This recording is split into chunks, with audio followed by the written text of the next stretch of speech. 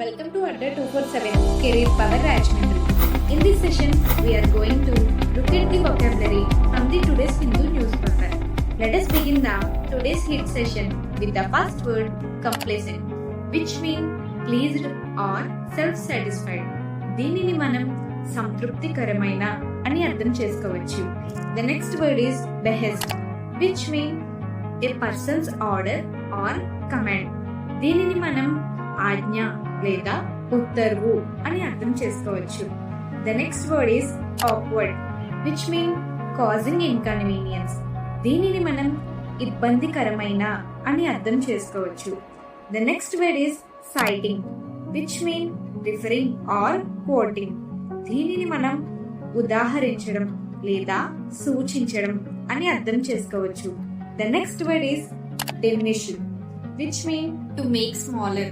దీనిని మనం ప్రాముఖ్యతను తగ్గించడం అని అర్థం చేసుకోవచ్చు. The next word is dividend, which means share in the profit. దీనిని మనం లాభంలో వంతు లేదా భాగం అని అర్థం చేసుకోవచ్చు.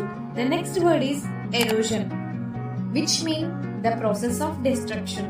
దీనిని మనం కోత లేదా తగిలిపోవడం అని అర్థం చేసుకోవచ్చు.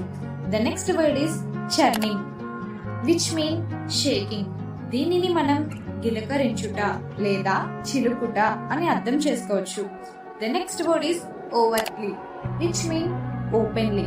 దీనిని మనం బహిరంగంగా లేదా సూటిగా లేదా స్పష్టంగా అని అర్థం చేసుకోవచ్చు. The next word is covertly, which means secretly. దీనిని మనం రహస్యంగా లేదా మర్మముగా అని అర్థం చేసుకోవచ్చు. Okay, thank you viewers. Your daily dose of vocabulary is served. Show some love and support and follow for more.